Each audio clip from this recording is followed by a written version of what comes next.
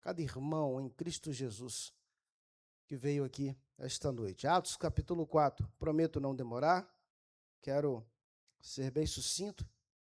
Vamos falar um pouco de Jesus, nome que é sobre todo o nome. Glórias a Deus.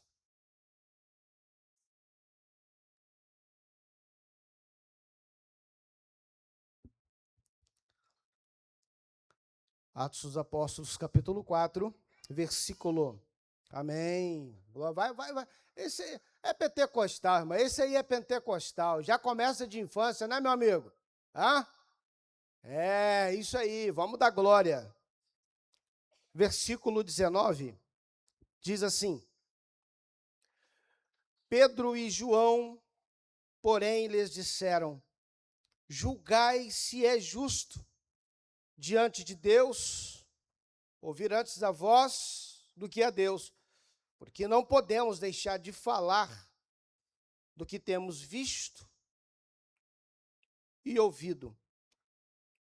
Pedro e João, porém, lhes disseram: julgai se é justo diante de Deus ouvir antes a vós do que a Deus, porque não podemos deixar de falar do que temos visto e ouvido. Pai, eu quero te agradecer e louvar o Senhor por mais esta oportunidade. Obrigado. Obrigado porque percebemos a grandeza do teu amor, do teu querer, da tua vontade em nosso meio. Não éramos absolutamente nada antes de conhecer o Senhor. Mas o Senhor nos deu mais uma oportunidade de vida. E nós te louvamos, ó Pai eterno, porque essa oportunidade ela é única. E só há um caminho, só há uma verdade, e só há uma vida que é o Senhor. E se nós, ó Deus eterno, não entendermos isso, eu não sei a quem buscar. Portanto, ó Pai, somos gratos da onde o Senhor nos tirou e aonde o Senhor nos colocou. E se não fosse o Senhor, onde nós estaríamos? Por isso, confesso estar dependente do Espírito Santo 100% nesta hora. E acredito, ó Deus eterno, que o Senhor, ó Pai, já está falando aos nossos corações, só pelo fato da oportunidade de estarmos aqui.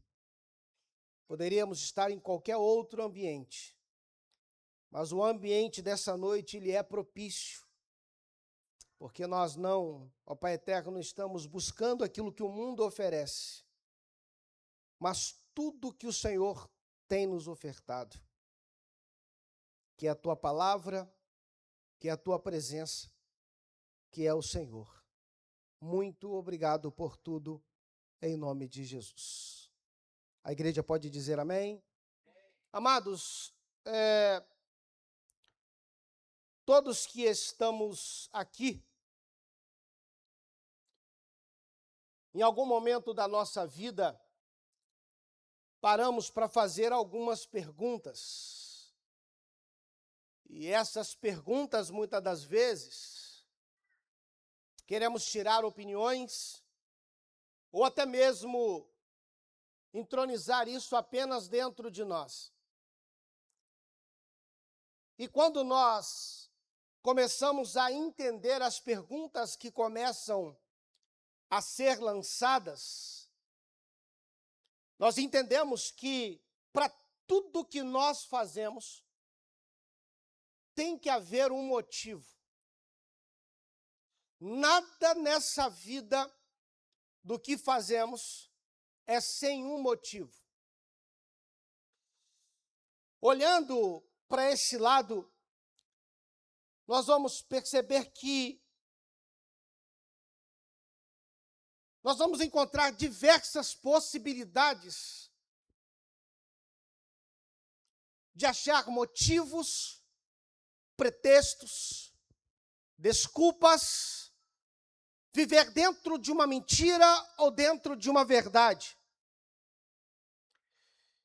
E o fato de nós estarmos atentos a tudo que se passa, a tudo que chega a nós começamos a pensar mais um pouco. Ora, aqui nós estamos falando pelo menos para 3 gerações. Se eu parar para perguntar aqui, qualquer um que está aqui dentro, quem é o teu herói? Em quem você acredita? De fato, alguns que aqui estão apontarão alguns nomes. Seja lá por algum filme que viu, por algum desenho que curtiu no passado, por alguma imagem que percebeu que ela é top, por alguém que mencionou alguma coisa e disse, olha, esse aqui vale a pena. E quando nós paramos para perceber tudo isso, nós vamos entender que sempre vamos escolher alguém para nos espelhar. Quer ver? Vou dar um exemplo. Acabamos de ouvir uma criança gritando. Se ela tivesse ainda aqui e não fosse para a salinha, no mínimo ela já tinha falado pelo menos uns 5. Significa que essa criança está acompanhando alguém que está transmitindo esse som e essa criança ela está gravando. O fato dessa criança estar gravando quer dizer que algo está marcando ela. Seja por algo sonoro, ou seja por alguma atitude. Seja porque ela viu, ou seja porque alguém está ensinando. Ora, e a gente percebe que quando ela está falando, todos que estamos aqui, estamos ouvindo. E o fato de estar ouvindo, há uma alegria que paira no nosso coração. Porque achamos, desculpa da expressão, bonitinho uma criança falar amém. E quando nós olhamos para tudo isso, vamos perceber que a Bíblia Sagrada, ela não apresenta nenhum tipo de herói da Marvel. A Bíblia Sagrada não apresenta nenhum tipo de herói que vai fazer alguma coisa e persistir nela. Mas o fato de olharmos isso, percebemos que a Bíblia Sagrada, ela começa a mostrar alguns caminhos. E quando vemos isso, a pergunta que eu faço é, quantos caminhos que existem para Deus? Quantos caminhos existem para Deus? O homem natural, na sua questão, ele sempre vai olhar aquilo que vai favorecer a ele. Se entrarmos numa lógica aqui, o caminho que eu preciso seguir é o que vai me ajudar a alcançar o objetivo que eu estou colocando. Opa, ali é top, ali eu vou, porque alguém está direcionando. É muito bom para mim, para o senhor e para a senhora, que tem o seu trabalho. E acima de você há uma pessoa que quando está olhando para você, está te colocando um potencial. E o potencial que essa pessoa está colocando, está te trazendo ânimo. E a nossa intenção é, preciso produzir mais, para alcançar o meu objetivo. Essa é a ideia. E quando nós olhamos para tudo isso, nós vamos perceber que alguém pode até mesmo responder. Alguém pode até mesmo pensar: ah, não, eu sigo esse caminho porque eu vejo que aquela pessoa é gente boa. Eu sigo esse caminho porque aquela pessoa se agradou de mim. Eu sigo esse caminho porque aquele homem, aquela mulher me deu a direção. E nós começamos a colocar isso em mente. E a maioria pode até mesmo chegar e responder: ora, eu sigo esse caminho porque para mim me favorece. Mas qual é o pensamento de Deus a respeito de tudo isso?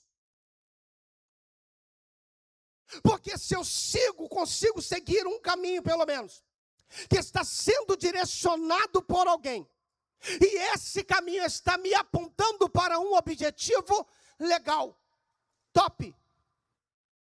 Mas muitas das vezes, muito daqueles que estão nos colocando nessa direção, estão colocando atalhos.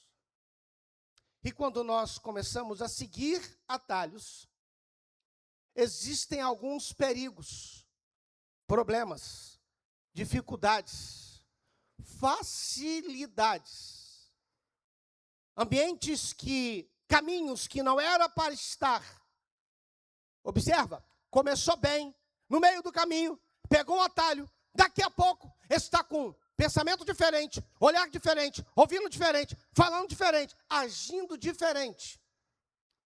Por conta de alguns atalhos. Se nós pararmos para observar, os meninos que estavam com Cristo Jesus, se eles começam a pegar outros caminhos,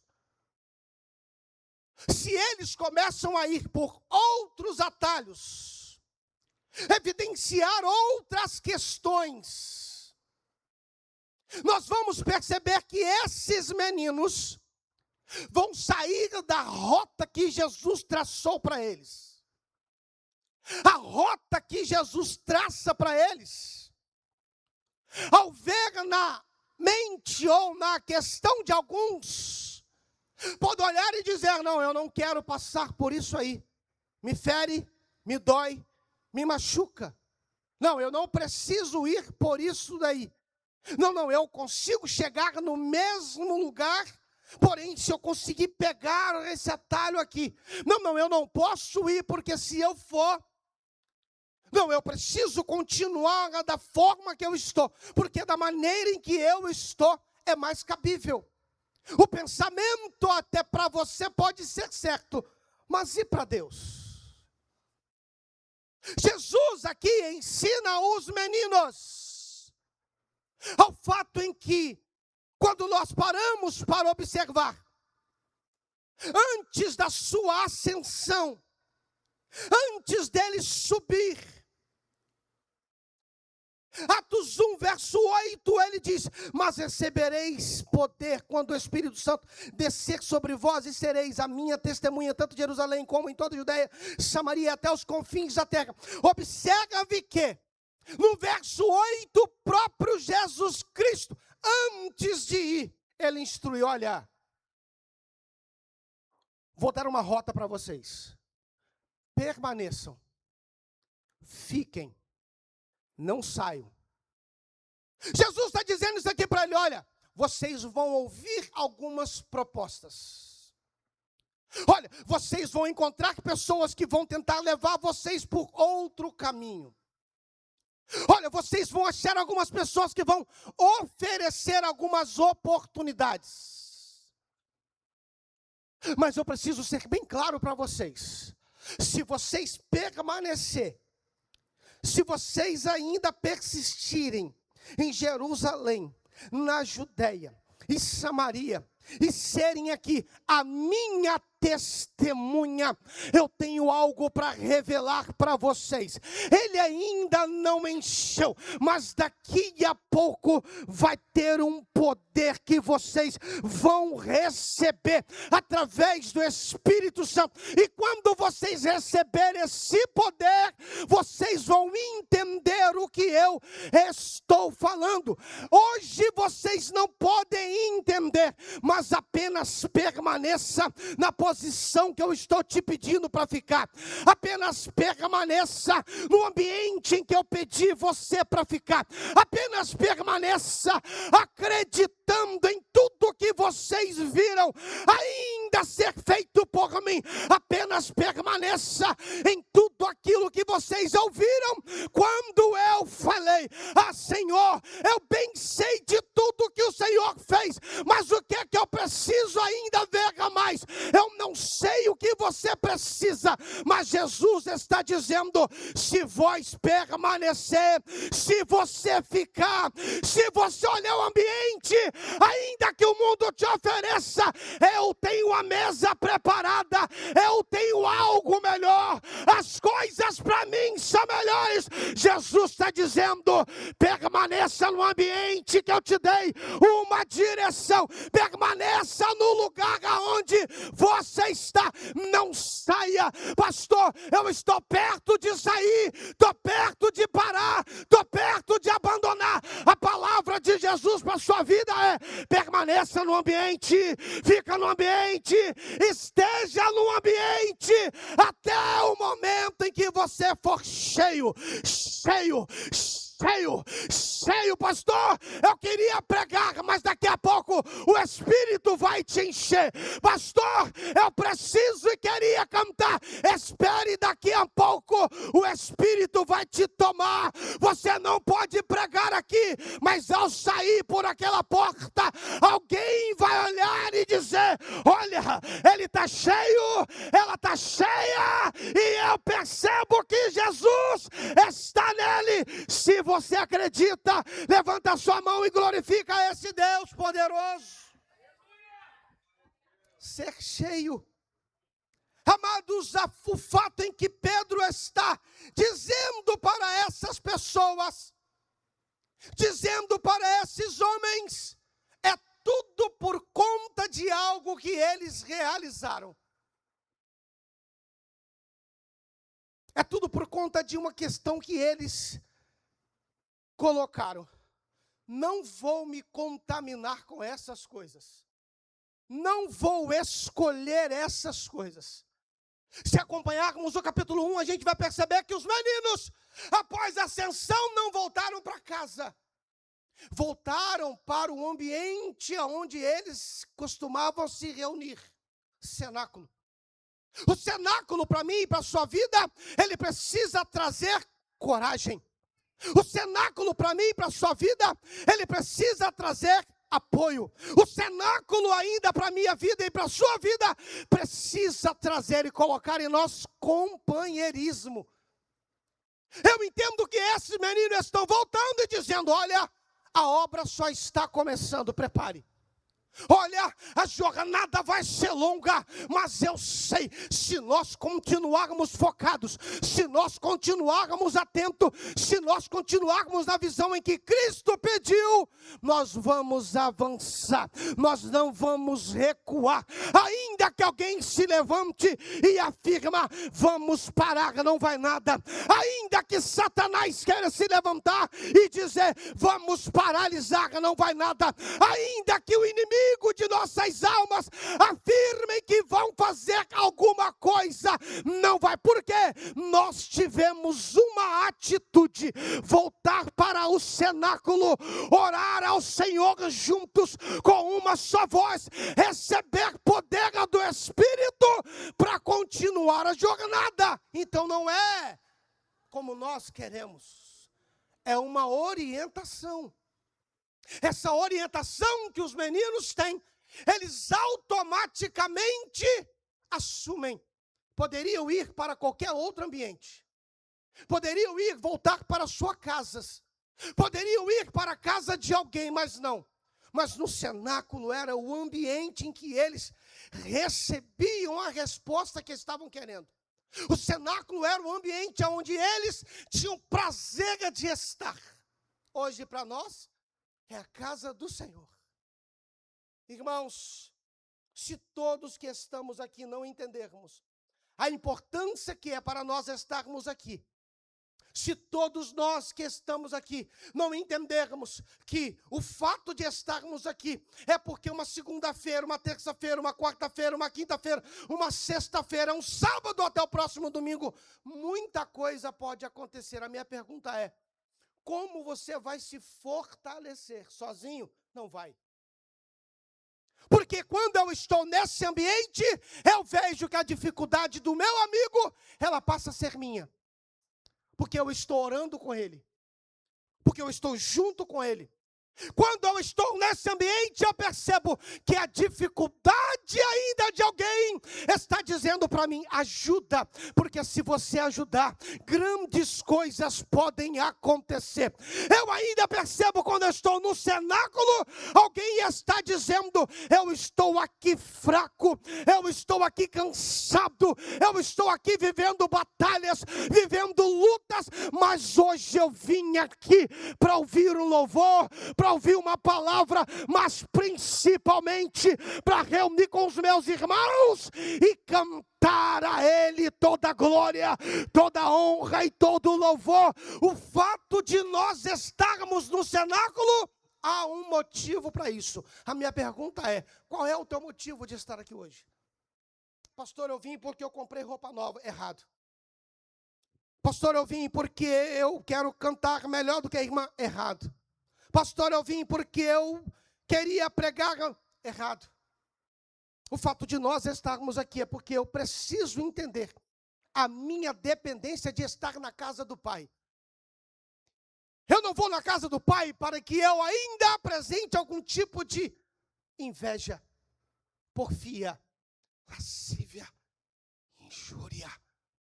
Mas o meu motivo aqui dentro, ele precisa ser único.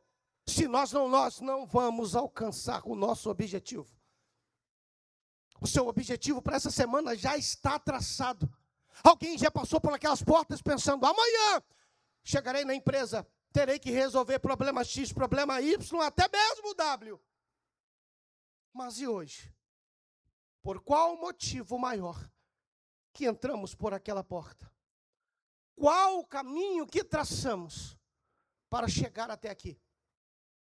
Quando olhamos para esse caminho, precisamos entender de um detalhe.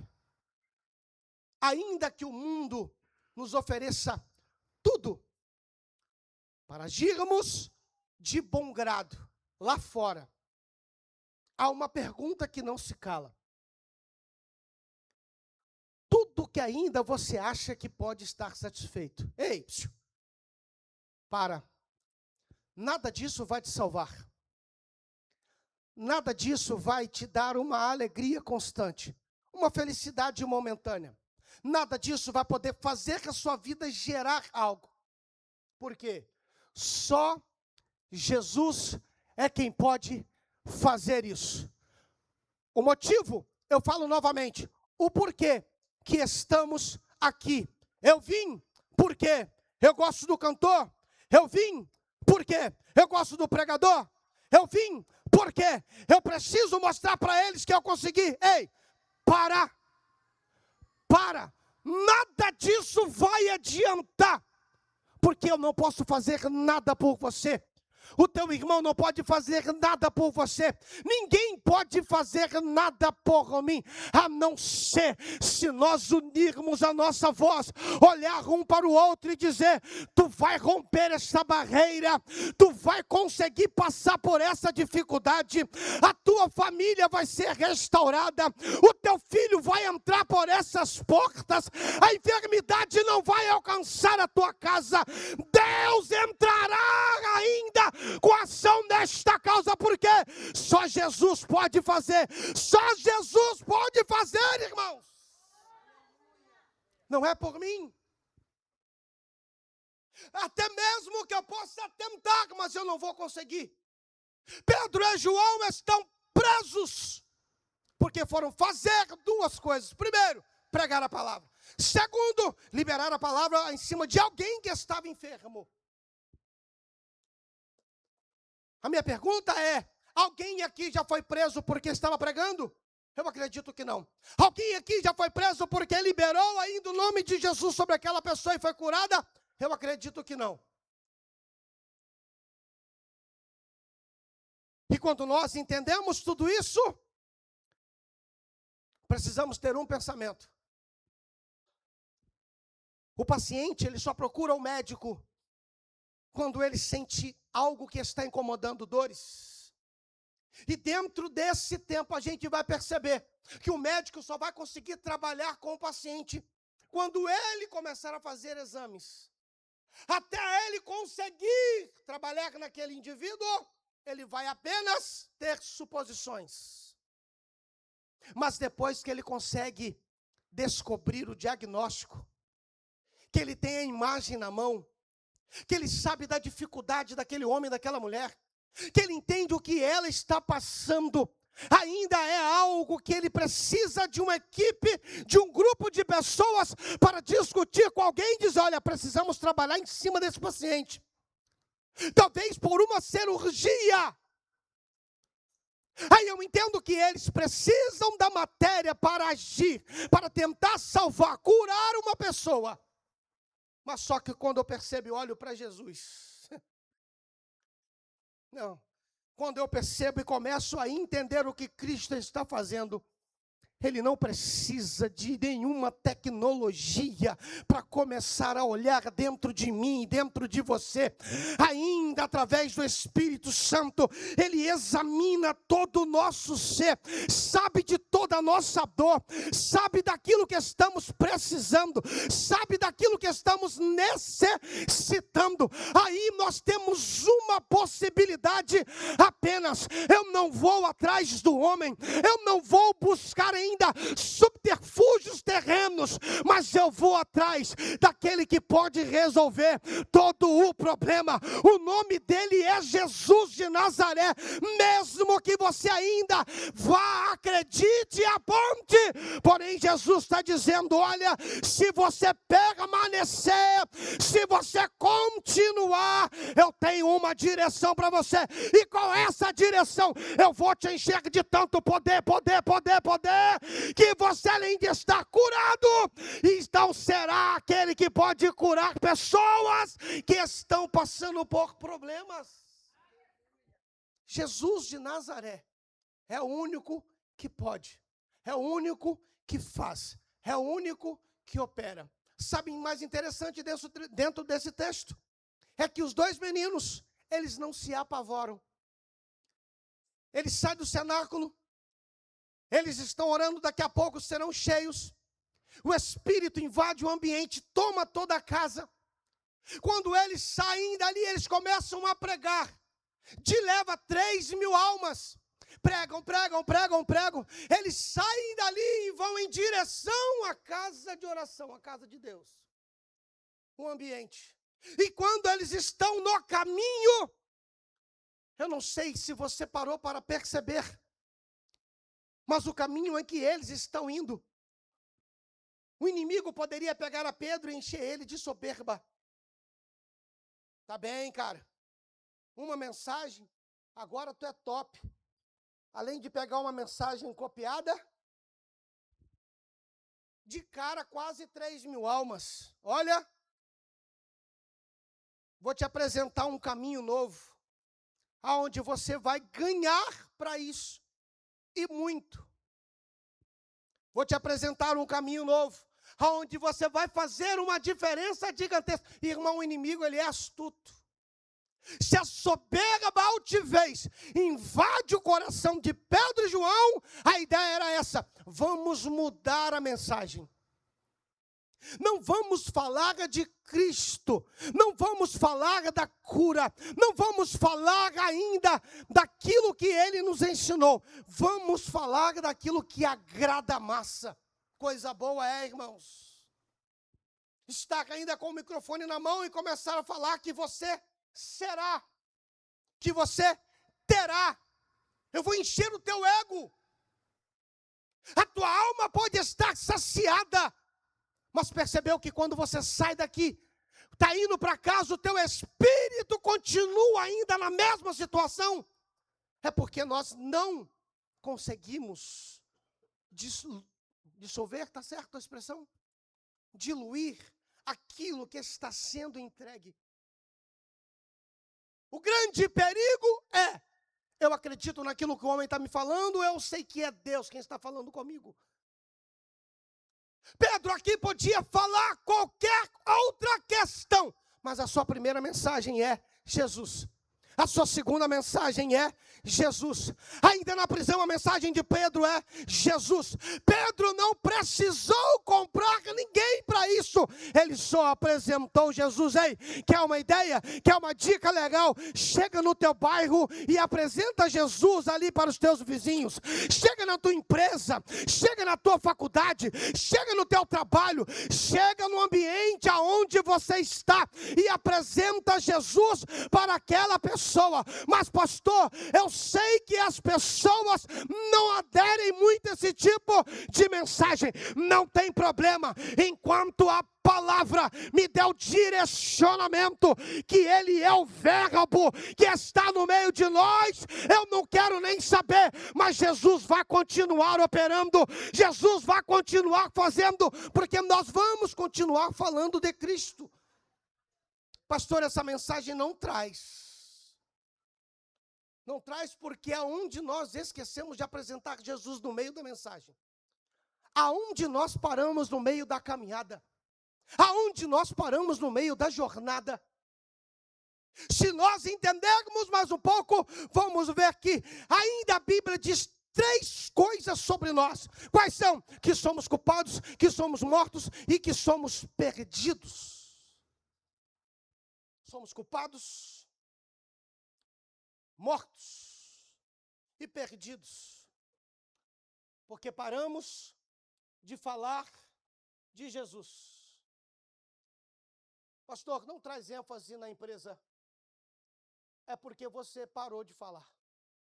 Pastor, ainda no meu trabalho eu prefiro falar de tal situação. Não, é porque em algum momento você deixou de ouvir a mensagem e foi se aquecer em fogareiro de outra pessoa.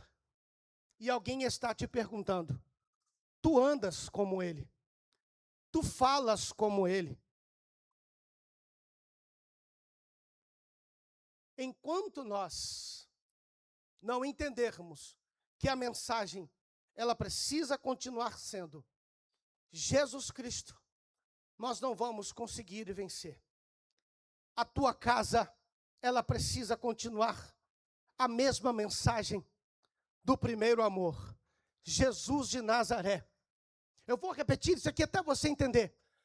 A sua vizinhança precisa olhar para a sua casa e olhar para lá e dizer: ali há uma casa que ainda eles só não pregam a Jesus, mas eles vivem a Cristo Jesus.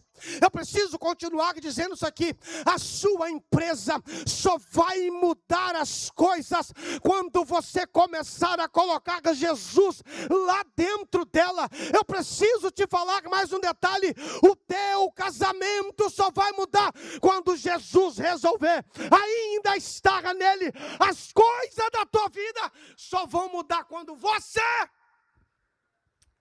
entender que Cristo precisa continuar.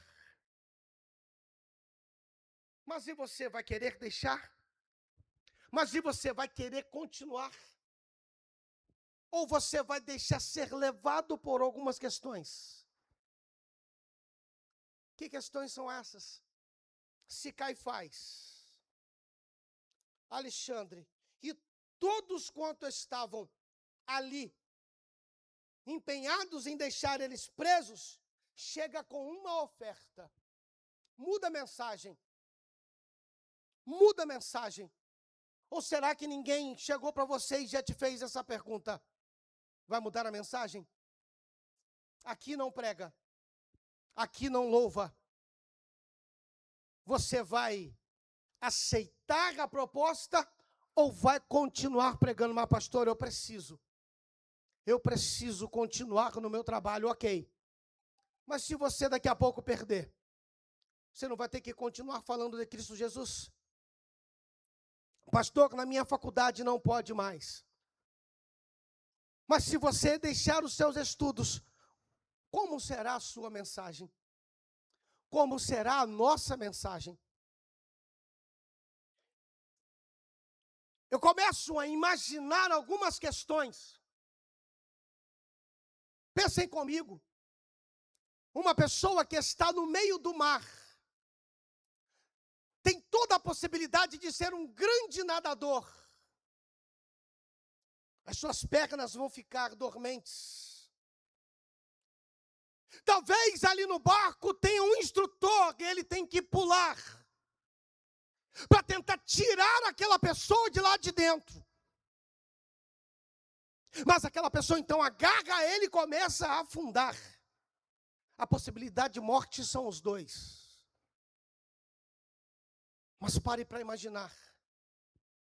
Neste mar que nós estamos vendo na nossa vida, o nosso barquinho está no meio dele. As ondas estão batendo. E Jesus resolve aparecer. E a ordem dele é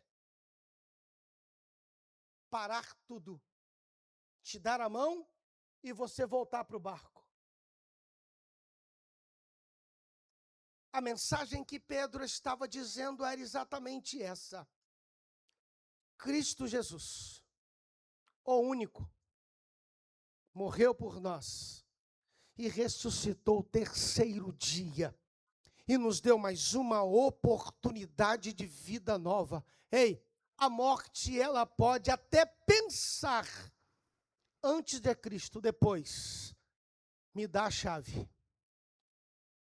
Você não consegue mais atingir. Fica de pé em nome de Jesus.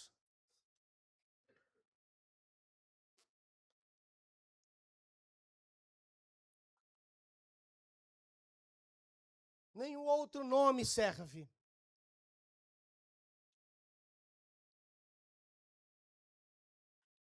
Você pode até dar crédito para algumas questões, mas nenhum outro nome vai fazer.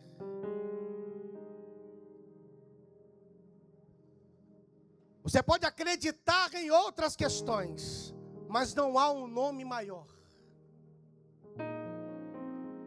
A Bíblia Sagrada diz: uns confiam em carros, outros em cavalos, mas nós acreditamos só de mencionar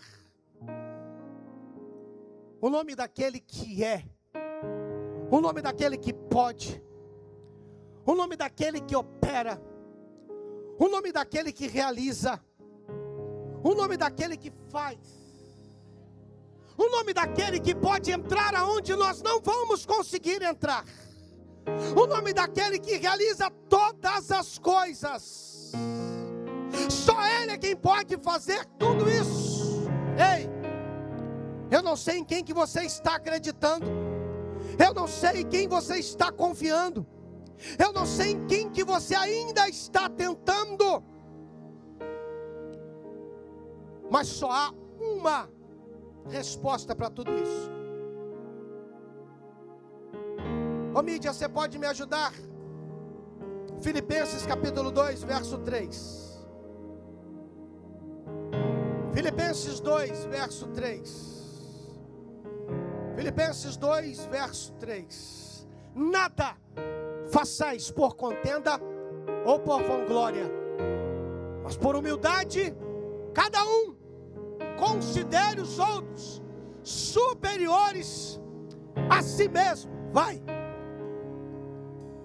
Não atente cada um para o que é propriamente seu, mas cada qual também o que é dos outros. Vai. De sorte que haja em vós o mesmo sentimento que houve também em Cristo Jesus. Vai. que sendo em forma de Deus, não teve por usurpação ser igual a Deus, mas fez a si mesmo de nenhuma reputação, tomando a forma de servo, fazendo-se semelhante aos homens, e achado na forma de homem, humilhou-se a si mesmo, sendo obediente até a morte, e morte de cruz. Por isso também Deus o exaltou soberanamente e lhe deu o nome que é sobre todo nome, para que ao nome de Jesus se dobre todos os joelhos dos que estão nos céus e na terra e debaixo da terra. Eu não sei se você parou para perceber, e toda língua confesse que Jesus Cristo é o Senhor. Glória a Deus. Pai, alguém entrou aqui nessa noite, pastor, o meu dinheiro é maior. Alguém entrou nessa noite ainda com o pensamento, pastor, a minha empresa é maior. Alguém entrou nessa noite ainda dizendo, pastor, eu consigo ser melhor. É nada, todo joelho vai se dobrar, toda língua vai ter que confessar que Jesus, Ele é o único Senhor. Ei, você pode acreditar em qualquer coisa, mas Deus está dizendo, Ele é maior, Ele é maior, Ele é maior, Ele é maior, Ele é maior, Ele é maior. Será que o pessoal do louvor pode subir? Eu não sei qual louvor que vocês vão entoar. Nós temos 5 minutos. 5 minutos apenas. Eu entrego o microfone. Ei, não é pelo nome da sua religião, não é. Não é.